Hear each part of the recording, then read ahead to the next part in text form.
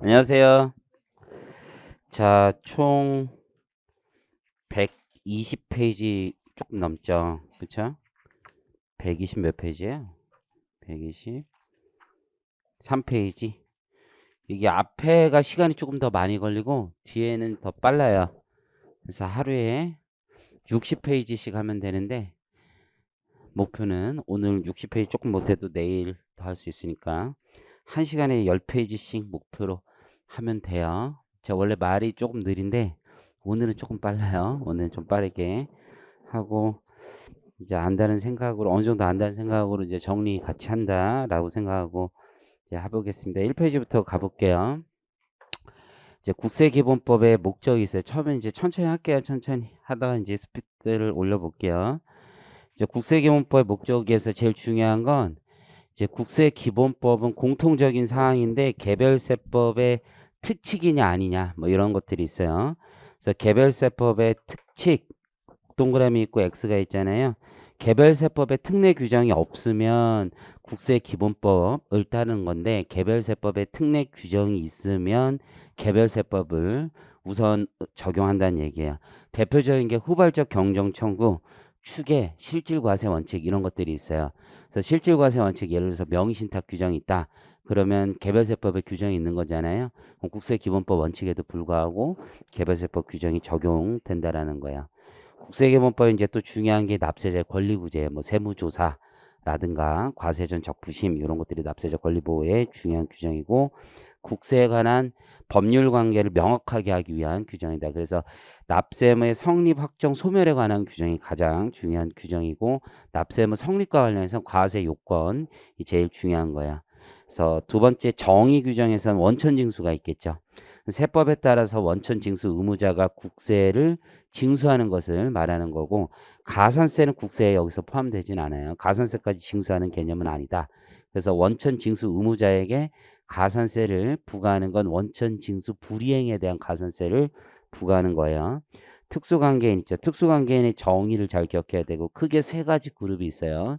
친족관계, 경제적 연관관계, 경영 지배관계 이렇게 보면 되는 거고 이 쌍방관계설인 거죠. 쌍방관계설에 따라서 지금 법률이 개정되어 있고 본인도 그 특수관계인의 특수관계인으로 본다라는 얘기야. 부당의 계산 부인 같은 거 적용할 때 나의 입장에선 특수관계인이 아닌데 상대방 입장에서 특수관계인이면 나도 특수관계인으로 본다 이렇게 보시면 되고 친족관계 사실혼 배우자도 포함돼요. 예를 들어서 올해 조세법 그러니까 변호사 시험 같은 경우도 사례 문제가 났을 때 또 사실혼 배우자가 있었거든요. 그러니까 사실혼 배우자도 특수관계인에 포함된다는 거 잘 기억을 하시고 경제적 연관관계 경영 지배관계 이 경영 지배관계는 국세 기본법하고 지방세 기본법이 좀 차이가 있어요. 그래서 지배적 영향력이라는 게 있죠. 이게 자매 회사 같은 게 있어요. 그래서 A가 갑, 을 회사를 각각 지배하고 있는데 A가 5% 그리고 을회사 30% 가지고 있어요. 그러면 갑과 을 사이에는 특수관계가 있는 거예요. 30%니까. 근데 지방세 기본법에 따르면 특수관계가 없어요. 50%니까 지배적 영향력이 그렇게 보시면 되고 거기 판례를 보시면 법인의 임원이 그 직원으로부터 주식을 취득하여 지분율이 증가한 경우에는 과점주주 간주 취득세 과세 대상이다. 왜냐하면 이 본인을 기준으로 특수관계 여부를 따져야 되는데 이 회사의 대표이사와 직원 그 둘 사이에는 특수관계가 직접 성립하는 건 아니에요. 그래서 과점주주 간주 취득세는 지분 변동 전과 후에 특수관계 그룹 전체의 지분율의 변동을 봐야 돼요. 이때 특수관계 지분 전체 변동률이 변동이 없다라고 하면 과점주 간주식세에 납부하는 게 아닙니다. 가산세죠. 국세기본법 및 세법에서 규정한 의무의 성실한 이행을 위해 세법에 따른 산출한 세액에 가산하여 징수하는 금액이다. 세무조사의 정의도 잘 기억을 하셔야 되죠. 핵심은 뭐냐면 과세관청이 세액을 결정 또는 경정하기 위한 행위입니다. 이때 방법이 있겠죠. 질문, 검사, 조사 등의 행위가 이루어지는 것이에요. 그걸 명하는 활동이다. 기간 계산은 한번 보시면 되는데 이제 자연적 계산 방법과 역법적 계산 방법이 있겠죠.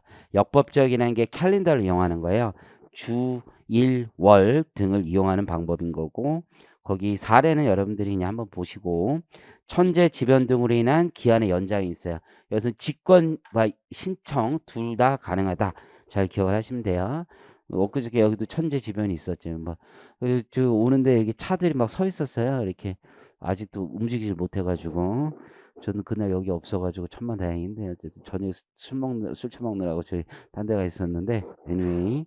자 어쨌든 직권 신청 그래서 사유를 좀 기억을 하셔야 되는데 납세자 화재 전화 그 밖에 재해를 입거나 도난을 당한 경우 사업 납세자 또는 동거 가지 질병 중상이나 6개월 이상의 치료가 필요하거나 사망해서 상주인 경우 사업에서 심한 손해를 입거나 사업의 중단 위기에 처했다라는 경우 근데 이 경우는 이제 납부만 연장이 되는 경우예요. 그래서 1번, 2번이 이제 중요한 경우가 되겠죠. 신고 연장이 되는 거니까 가산세와 관련해서 기억을 하셔야 되는데 가산세 면제는 위에 기한 연장 사유만 있으면 가산세 면제는 자동으로 되는 거예요.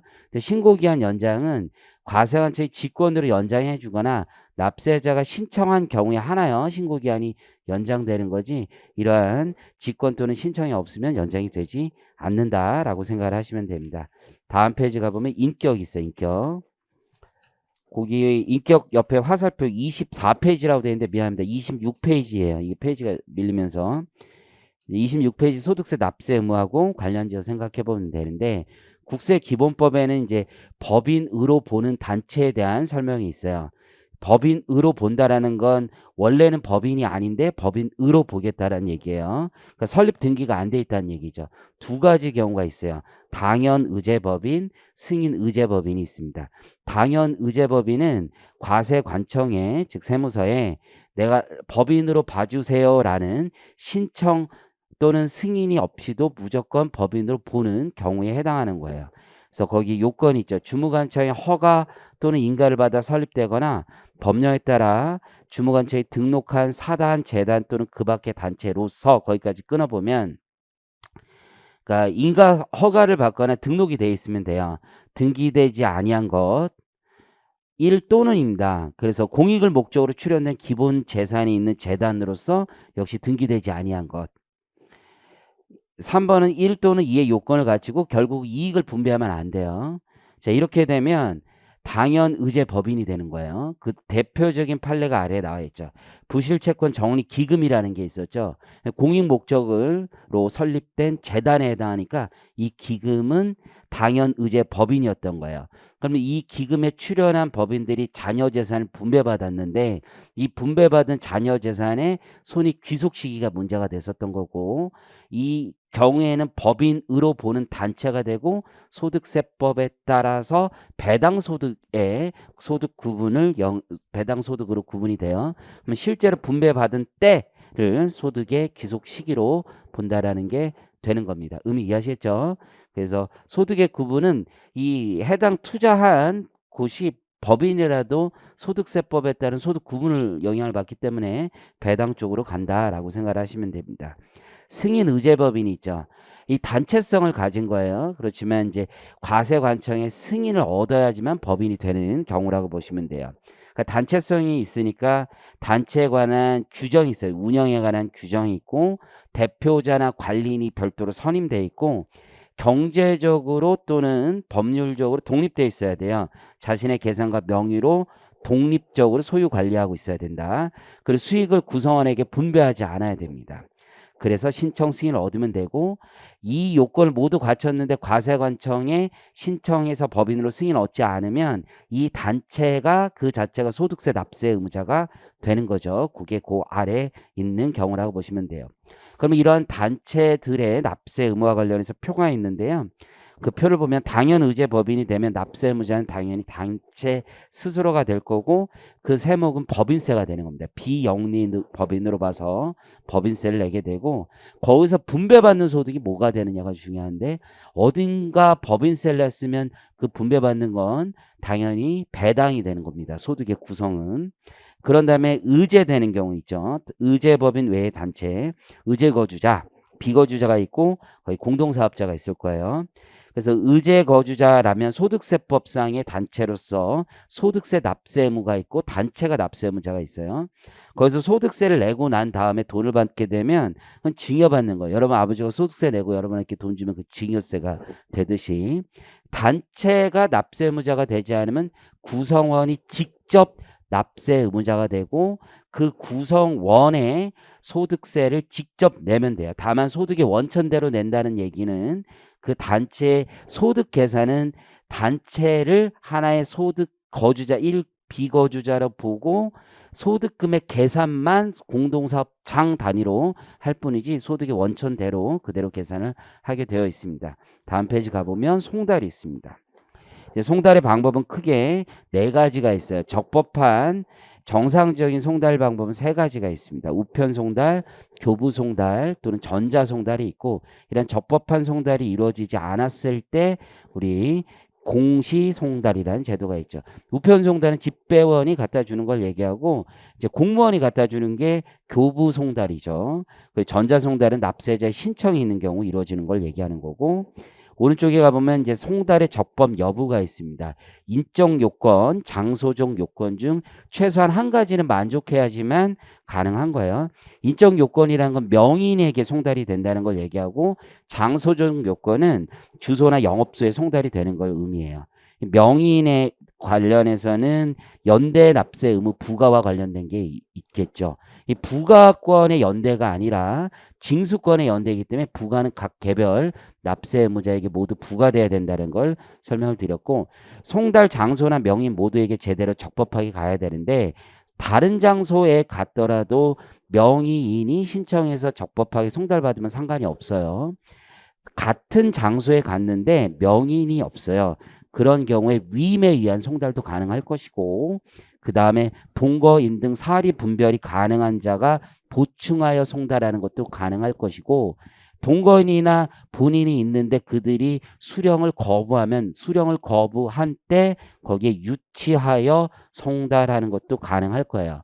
이 두 가지 요건 다 만족하자면 송달 불가능할 겁니다. 맨 오른쪽에 우편이나 교부 송달의 쟁점과 관련해서는 위임이 가능하냐? 위임이 가능하다는 게 입장이고 묵시적 송달도 가능하다. 그러니까 묵시적인 위임이 가능하다는 거지 위임이 없는데 마구잡이로 송달할 수는 없습니다. 보충 송달은 사리 분별 있는 자에게 보충적으로 송달이 가능해요. 보충 송달의 전제는 위임이 있었다라는 얘기예요. 의미 이해하시겠죠? 다만 동거인이라면 명시적 위임이 없더라도 법률상 위임이 있다라고 보고 있는 거고 유치 송달의 핵심은 뭐냐면 정당한 사유 없이 서류의 송달을 거부한 때 두고 올 수 있는 거예요. 그의 지배 영역 안에 있을 때 거부할 때 그때 두고 올 수 있다라는 거고 송달의 장소가 여러 개 있을 때 우리 공무원은 선량한 관리자의 의무로 최선을 다해서 모든 송달 장소에 가봐야지만 송달 공시 송달의 사유가 생기는 거지 모든 송달 장소에 가보지 않고 일부 장소만 간 후에 송달하는 건 적법하지 않습니다. 이러한 송달이 적법 요건을 다 갖췄는데도 송달이 안 됐다. 그랬을 때 우리는 공시송달할 수 있고 공시송달하면 공고한 날로부터 14일이 경과하면 송달의 효력이 발생합니다. 다만 공시송달은 이제 문제점도 크죠. 물론 필요합니다. 이게 송달을 하지 못하게 되면 제척기간이나 소멸시효가 도가된 문제점이 있기 때문에 과세관청을 보호할 필요가 있죠. 다만 송달받지 못한 자의 재산을 압류하거나 불복의 기회를 박탈할 수 있는 문제점이 있기 때문에 우리 공시송달은 엄격하게 해석하고 있다라고 보시면 되고 공시송달의 요건이 아주 중요한 거죠. 크게 세 가지 요건이 있어요. 첫 번째 공시송달의 요건은 송달할 장소가 국 외에 있고 송달이 곤란해야 돼요. 국에 있다는 것만 가지고 되지는 않고 두 번째는 송달할 장소가 분명하지 않는 거예요. 분명하지 않다는 얘기는 관리자인 선량한 관리자의 주의무를 공무원이 다해도 알지 못하는 경우를 얘기하고 세 번째는 장소는 아는 거죠. 그래서 수취인이 부재 중인데 납기 내에 송달이 곤란한 경우를 얘기하고 있고 시행령의 두 가지 경우를 얘기하고 있어요. 등기우편으로 송달했지만 수취인이 부재 중인 것으로 확인되어 납기 내 송달이 곤란하거나 혹은 세무공무원이 2회 이상 납세자를 방문해 서류 거부하려고 했지만 납부기한 내 송달이 곤란하였다라는 얘기죠.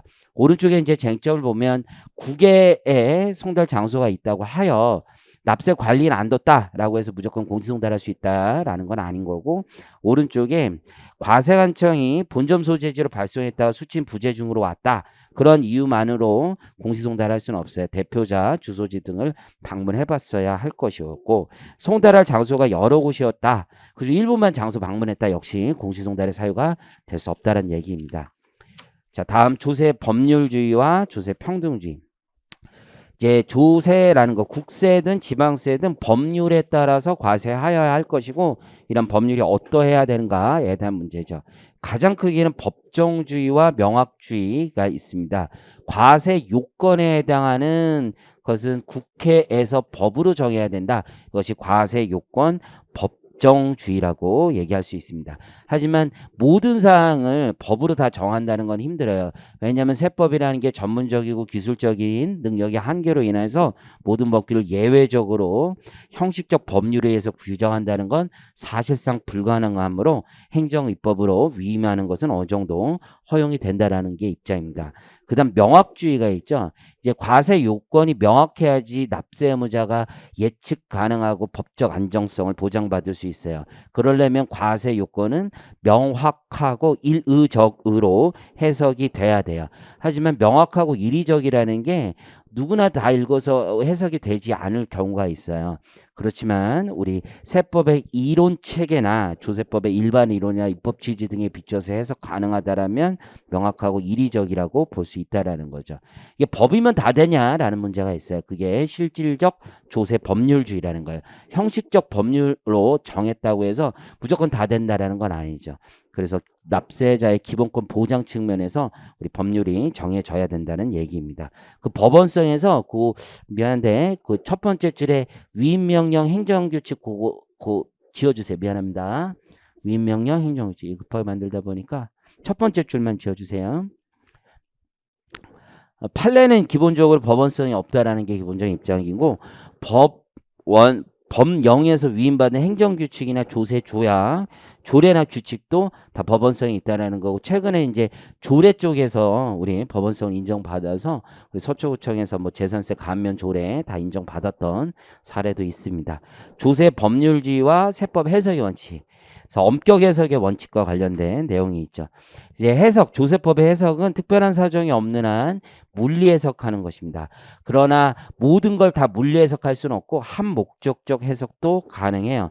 특히 이제 문제에서 조문이 주어지면 여기에 있는 문구들을 충분히도 아니야, 반드시 써야 된다는 생각으로 여러분이 생각을 하셔야 돼요. 어떤 해석 쪽에서 써야 될 거예요. 그래서 합법성의 원칙, 엄격 해석이라는 건 조세법률주의 원칙상 과세 요건이나 비과세 요건, 조세 감면 요건을 막론하고 조세법규의 해석은 특별한 사정이 없는 한 법문대로 해석할 것이고 합리적인 이유 없이 확장 해석하거나 유축 해석하는 것은 허용되지 않는다. 이게 대원칙이에요. 그러나 이렇게만 해석할 수 없는 경우가 있죠. 우리 납세자의 권리 보호나 입법 취지를 반영해야 되는 경우 등이 있다라는 거예요. 그래서 한목적적 해석은 첫 번째 줄에 저기 중간 첫 번째 줄의 끝에 가보면 허용되지 않지만 끊어보세요. 거기까지는 합법성의 원칙을 쓰고 그렇지만 이렇게 하는 거예요. 그 뒤에죠. 법규 상호 간의 해석을 통하여 그 의미를 명백히 할 필요가 있는 경우에는, 그러니까 법규 사이에 구멍이 있다는, 루프가 있다는 얘기예요.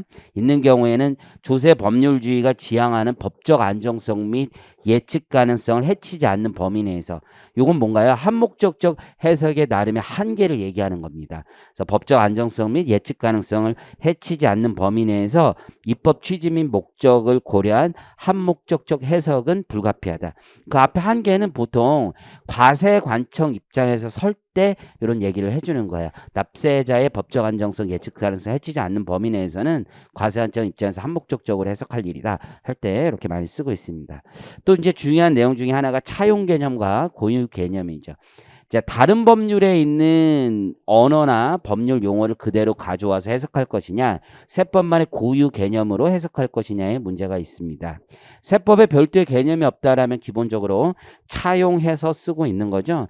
그래서 세법을 해석함에 있어서 세법 이외의 법률에서 사용하고 있는 용어나 법적 개념을 차용해서 쓰는 것이 원칙이에요. 하지만 세법만의 고유 영역이 있기 때문에 세법에서 독자적인 개념을 창설하고 있다라면 세법의 독자적 개념을 쓰는 거예요. 요 근래 대표적인 게 1세대 1주택 비과세에서 이혼이나 배우자의 범위에 있어서 사실상 이혼한 자도 배우자의 범위에 포함한다라는 게 대표적인 거죠.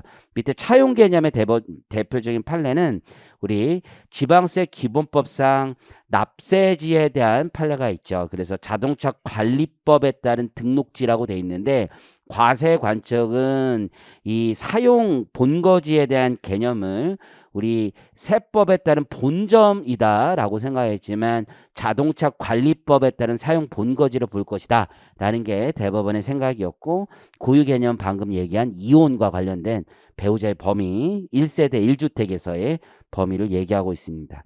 조세 평등주의, 같은 것은 같게 다른 것은 다르게 평등의 개념이죠.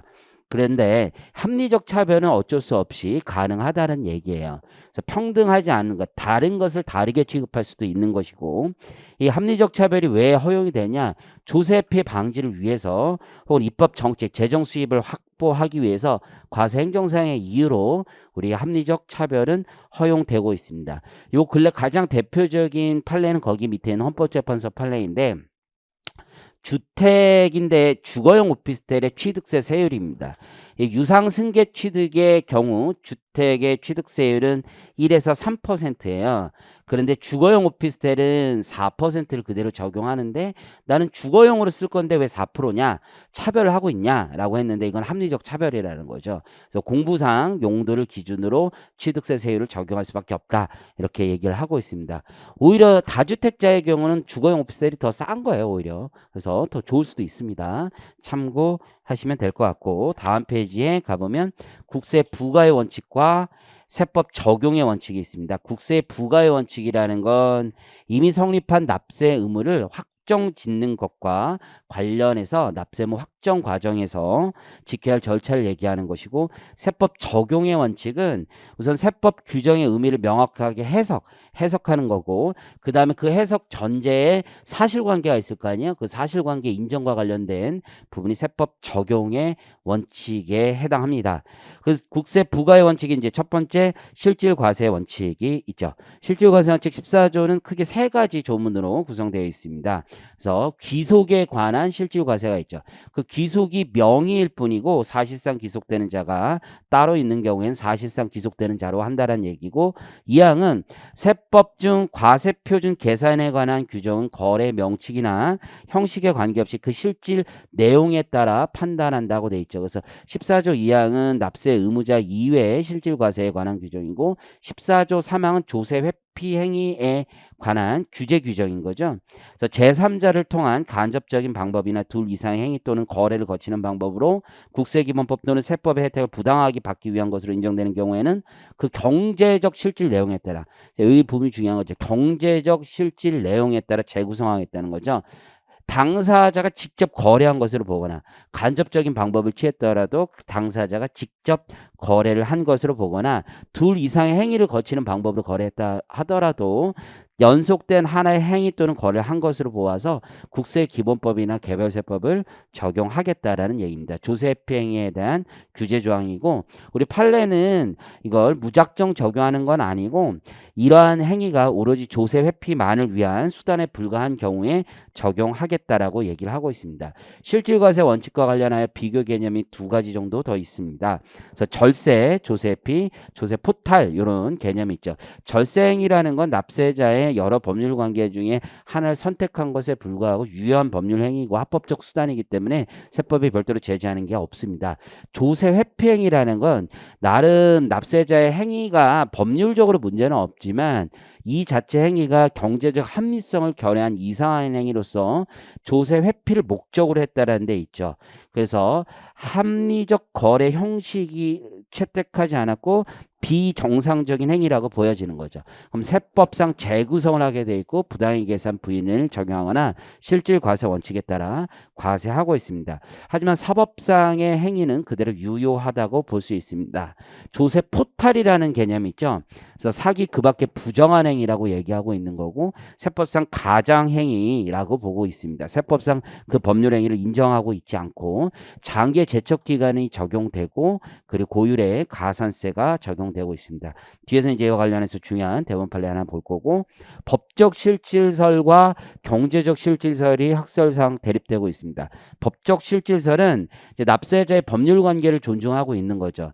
그러니까 실질과세 원칙의 남용을 방지하기 위한 개념이라고 보시면 돼요. 이렇게 되면 납세자들의 고도화된 어떤 조세회 행위를 규제하는 데 좀 단점이 있죠. 하지만 경제적 실질설이 이에 대한 대비 개념으로 나오게 된 거예요. 납세자들의 고도화된 조세 행위를 규제하기 위해서 경제적 실질이 동일하면 실질과세로 구성하겠다라는 거죠. 하지만 이거 역시 단점은 실질과세 원칙의 적용을 남용할 수 있다라는 거죠. 그에 따라서 오른쪽에 보다시피 이제 절충설이 있는 거죠. 교차증여 사건을 이걸로 재구성을 해보면 법적 실질설에 따르면 각각 조카에게 증여했는데 동일한 자산에 대해서 직접 증여한 거라고 보지 않고 조카에게 증여한 것으로 보는 거죠. 법률 행위 그 자체를 존중하는 거니까. 경제적 실질설에 따르면 자녀에게 직접 증여한 것으로 보고 절충설은 이러한 행위가 조세피 목적을 위해 조세 회피만을 위해서 이루어진 경우 경제적 실질설이 적용된다라는 입장이에요. 이때 이제 중요한 건 납세자의 이러한 행위가 오로지 조세 회피만을 위한 목적이었는지를 판단해야 될 거고 다른 목적이 있었다라면 함부로 적용하지 않는 거예요. 그래서 사업상의 목적이 있었다던가 손실 부담 가능성이 있었다던가 이게 조세피 목적만을 위한 것이 아니라는 걸 납세자가 입증한다라면 실질과세 원칙 적용이 있어서 적용이 안 될 수도 있다라는 것입니다. 그 밑에 세법의 지도 이념에서 이제 조세 중립성이나 법적 안정성 혹은 예측 가능성, 세법 효율성을 높이는 제도고 공평이라는 관점에서 보면 다음 세력에 맞는 세금 그리고 실질과세 원칙이 공평이라는 관점에 있습니다. 다음 페이지에 보면 국세 부과 원칙과 관련해서 신의 성실의 원칙이 있죠. 관련 법령 자체는 이렇게 돼 있죠.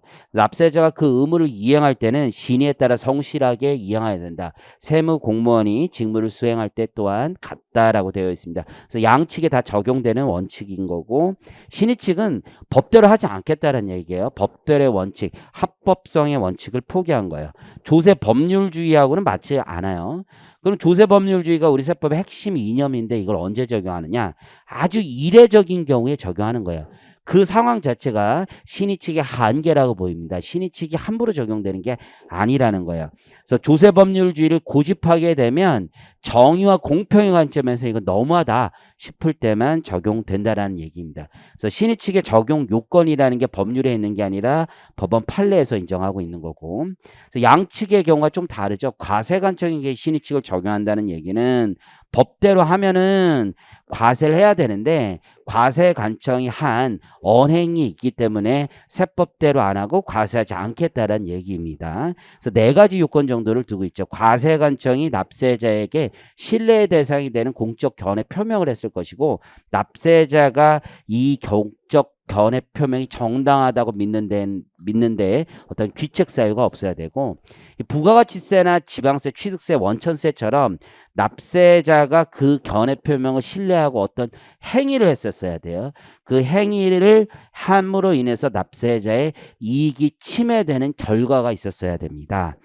판례 이제 중요한 판례들을 보면 공적 견해 표명과 관련해서는 납세자의 추상적 질의에 대한 답변은 공적 견해 표명에 해당하지 않는다. 이런 판례가 있고 국세 종합 상담 직원센터의 답변도 역시 공적 견해 표명에 해당하지 않는다.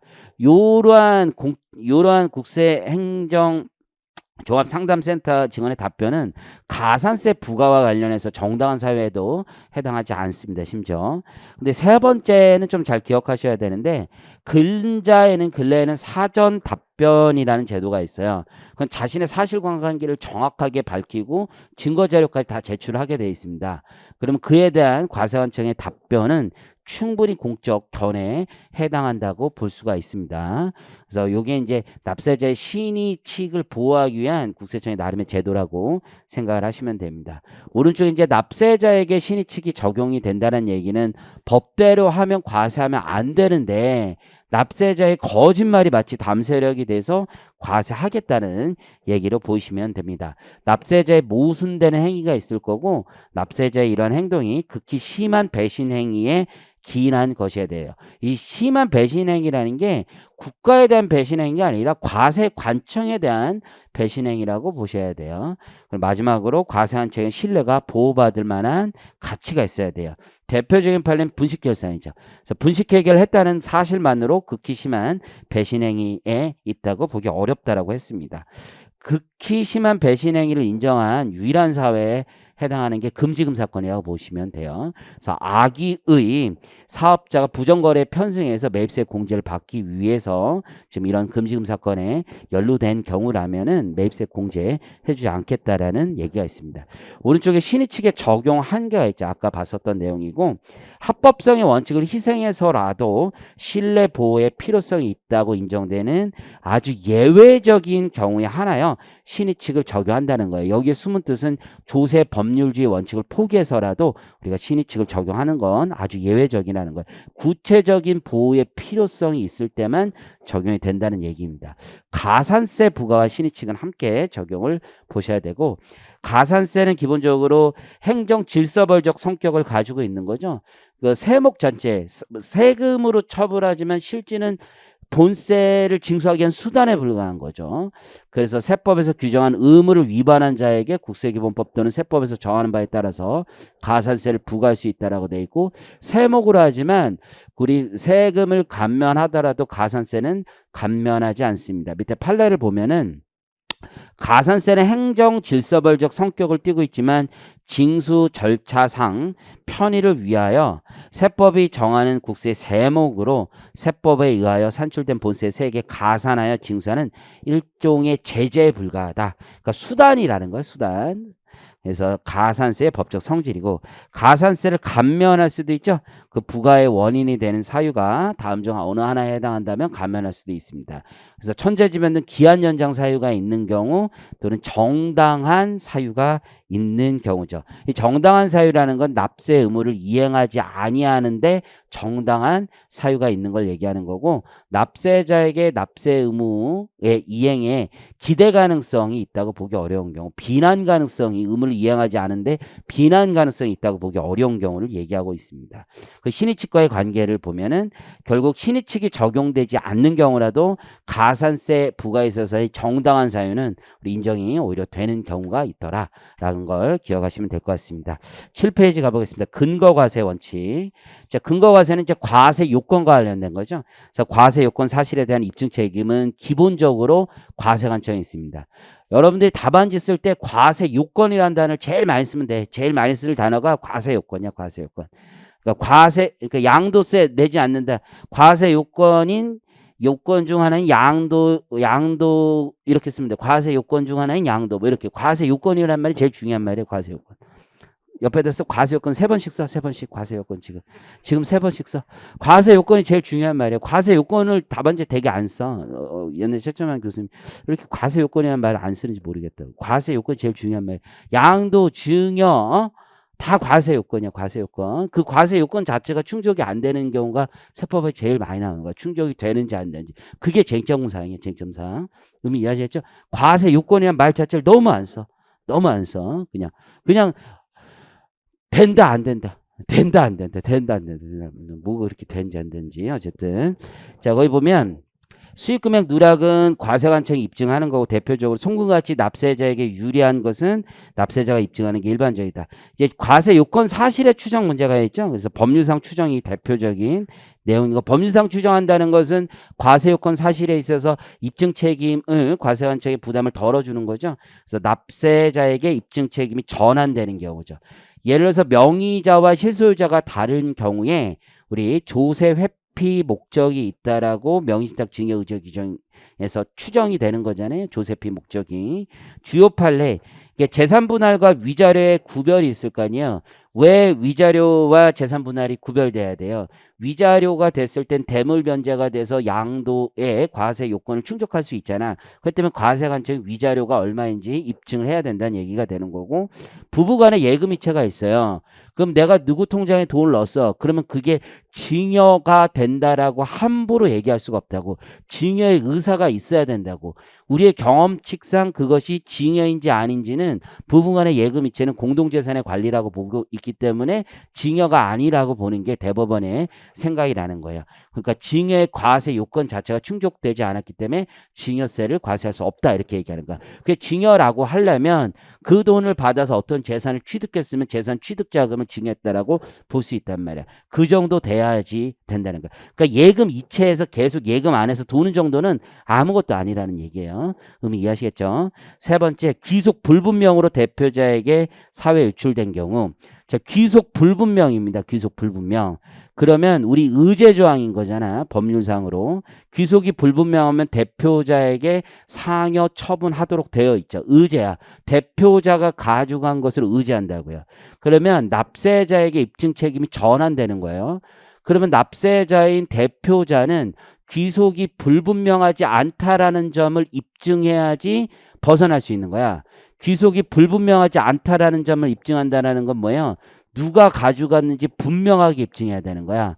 그럼 나는 안 가져갔어. 이거 입증 정도로는 그 책임에서 벗어날 수가 없는 겁니다. 의미 이해하시겠죠? 자, 소급과세 금지 원칙. 소급과세 금지 원칙은 기본적으로 납세 이제 과세 요건 성립 당시에 과세 요건이 성립 당시에 사실관계라는 게 다 확정돼 있잖아요. 그러니까 이미 종료된 사실관계, 즉 납세 의무가 성립된 이후에 새로운 신법을 적용하여 과세하는 것은 소급 과세라는 거예요. 그것은 금지된다는 거죠. 납세자의 법적 안정성을 위한 조치라고 보시면 돼요. 예측 가능성을 침해하는 거니까 거의 그림에 보이듯이 있습니다. 요즘 쟁점되는 건 제척 기간이 가장 크게 쟁점이 되는 거고 이제 부칙 해석 문제들도 있습니다. 그래서 제척 기간과 소급과세 금지 원칙에서는 아까 방금 얘기한 것처럼 이미 종료된 사실관계 신법을 적용하는 게 안 된다고 그랬잖아요.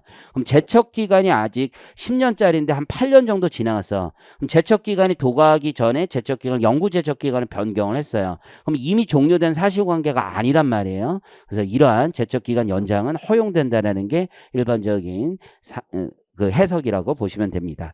유형은 이제 진정 소급입법과 부진정 소급입법으로 봐요. 이건 기간과세 세목에서 많이 구분하는 것이라고 보시면 돼요. 진정 소급입법이라는 건 이미 사실관계가 종료된 후, 즉 납세 의무 성립 후 새로운 세법에 따라서 과세하는 것을 말합니다. 납세 의무 성립이라는 건 과세 요건이 모두 충족된 날짜를 얘기하는 거예요. 과세 요건이라는 게 납세 의무자, 과세 대상, 과세 표준, 세율 등이 확정되는 시기를 말하고 있는 거죠. 부진정이라는 건 납세 의무가 성립되기 전에 개정된 우리 세법에 따라서 과세하는 걸 얘기하는 거죠.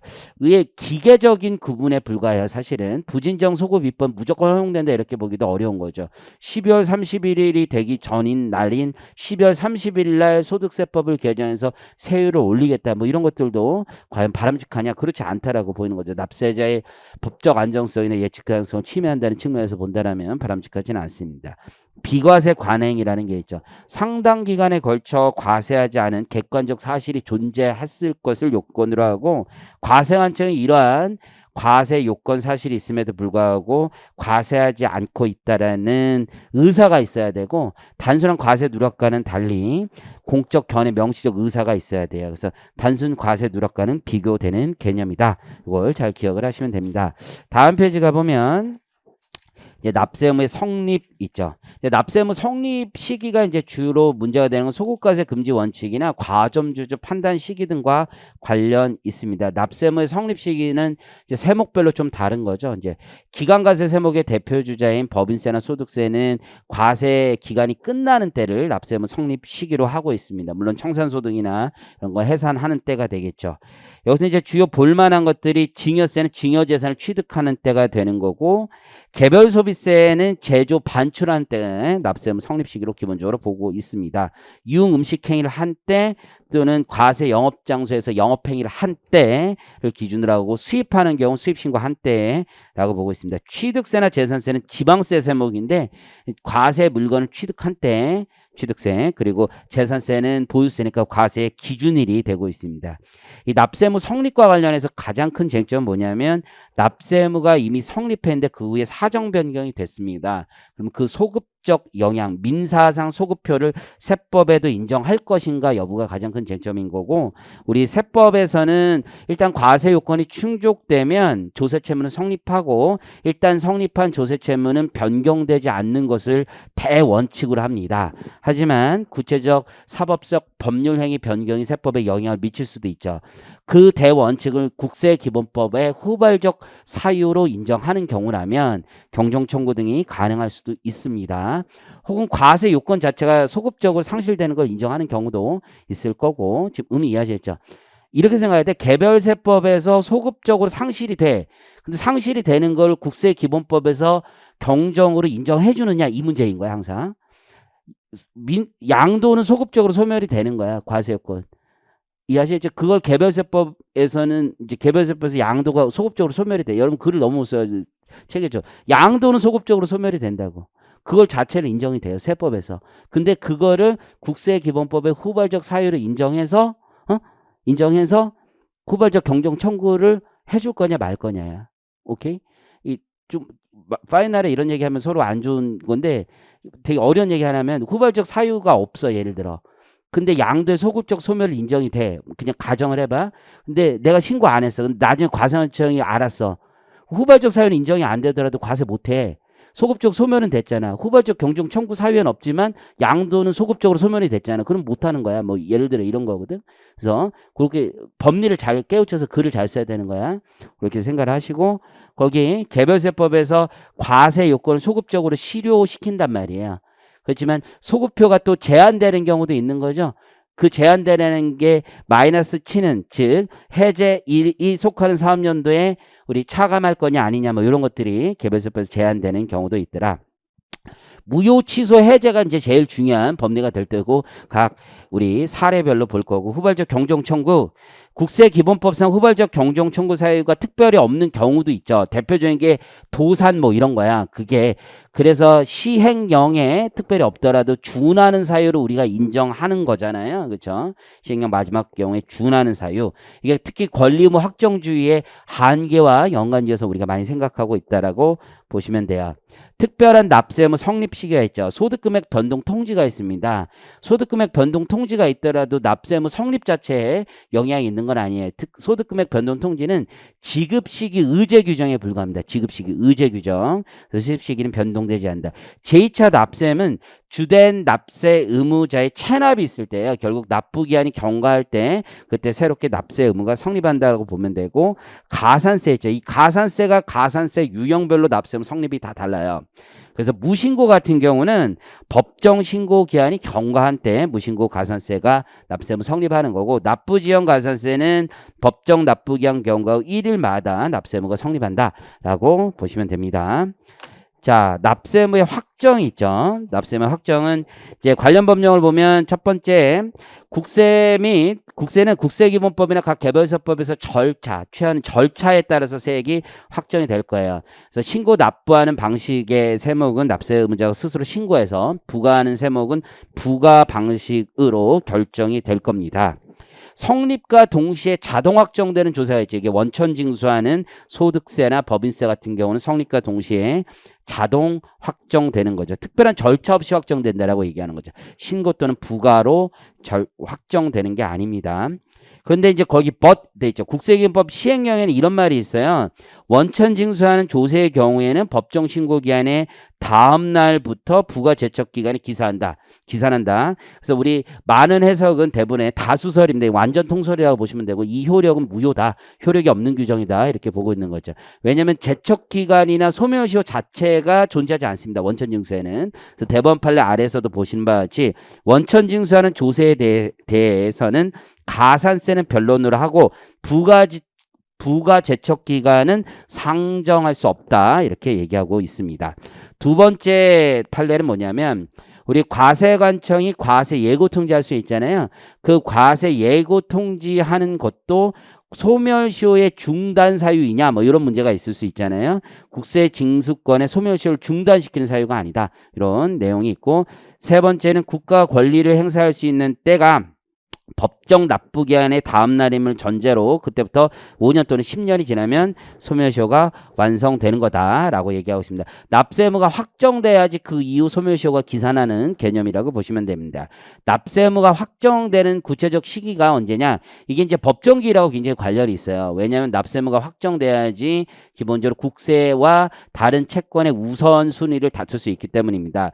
신고하는 국세는 그 신고일이 기본적으로 법정기일이 되고 납세 고지를 발송하는 국세는 발송일이 확정 시기가 될 겁니다. 법정기일이 될 거고 확정을 하면 그 기능이 이제 크게 세 가지 정도가 있을 텐데 첫 번째 담보물권과 우선순위의 기준이 될 거고 두 번째는 사업 양수도와 관련해서 제2차 납세 의무 성립의 기준이 될 거예요. 왜냐하면 사업 양수도에 있어서는 확정된 국세만 제2차 납세 의무를 지게 되기 때문이죠. 소멸시효 기산일도 관련이 있을 거고 자 오른쪽에 쟁점을 보시면 예정신고의 확정력부터 나와 있습니다. 그래서 부가가치세 예정신고는 확정력이 있다라는 게 이제 영화관 대법원 판례에 있었던 거죠. 예정신고 확정력이 있다. 우리 대법원은 예정신고를 부가세 확정신고에서 신고하는 때로 규정하고 있고 신고 범위에서 예정신고를 별도로 제외하고 있지 않다라는 얘기고 양도소득세 예정신고도 확정력이 있다라는 게 이제 얘기고 부동산 매매업자의 경우에는 예정 신고한 경우도 확정 신고를 면제하고 있지 않으니까 확정력이 없다라는 게 일반적인 얘기입니다. 그리고 이제 흡수설과 조세채권 관련해 얘기가 있죠. 병존설과 이제 흡수설이 있는 거죠. 학설로 보면 이제 병존설이라는 건 불가증력이 이미 발생했기 때문에 당초 확정된 세액과 증액 경종 처분되는 세액은 완전 별개이다라는 얘기고 흡수설은 증액 경종 처분으로서 당초 처분은 모두 소멸되고 모두 증액 경종 처분에 흡수된다라는 얘기죠. 당초 위법 사유까지 모두 흡수된다. 하지만 대법원 판례는 제한적 흡수설을 지금 취하고 있는 겁니다. 그래서 위법 사유만 제한 없이 주장 가능하다라는 얘기죠. 당초 확정된 세액에 관해서는 불가증력이 존재하기 때문에 우리 납세자는 증액 경종 처분에 대해서 취소를 구할 때 그 위법 사유는 당초 처분에 존재했던 위법 사유는 제한 없이 주장할 수 있지만 그 감액되는 취소세액은 증액된 부분에 한하여 취소를 구할 수 있다라는 게 원칙인 거죠. 아래 국세 우선의 원칙과 흡수설이 있죠.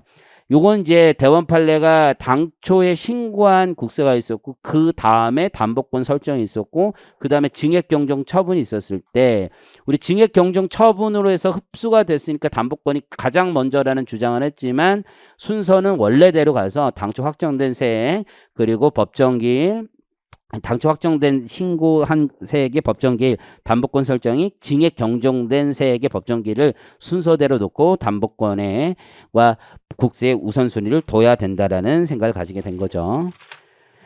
좀만 쉬었다 할까요?